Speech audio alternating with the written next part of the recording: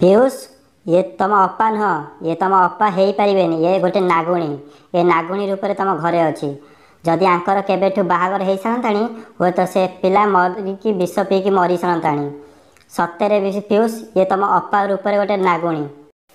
बाड़ी बड़ी कौन कहलु मते मु गोटे नागुणी तोर तो भारी सास आम घर को आसी तू मते नागुणी कहबू पीयूष तू एटी बसिक शुणुचु तू ताको किसी जवाब दौनु कौन यही तो भाईपण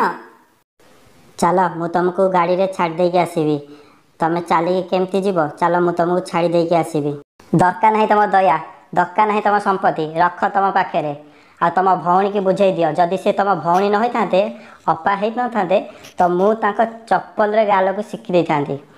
मु मो अटोरे पलैबी अटो वाला को जब 5 टଙ୍କା देवी सी आम दांड दुआरे नहीं मत ओह्ल देकी आसो दरकार नहीं मु तुम सब जा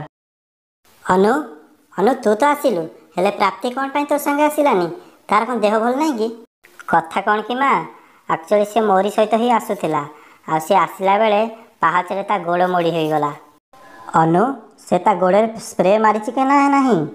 हाँ माँ मु तो ताको से कथा कहीकि आसती स्प्रे मारदेबू बोली आ से कहला मत जोरे झाड़ा लगुच मु झाड़ा बसिक आसिले मारिदेवी से मारिला कि नहीं मुझे पारिनी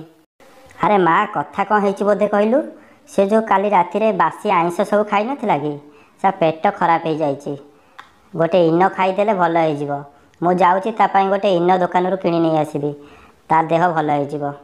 हाँ पीयूष जल्दी जा इनो 2टा आणबू अनु पेट भी खराब अच्छे अन्न कहूला काली तो आगे कहीपारे लाज गुची तू जल्दी जा दुकान रू नहीं आसबू माँ मत आशीर्वाद दे माँ मुझे इनो घर को लेकिन फेरबी दुकान रू मत आशीर्वाद दे माँ।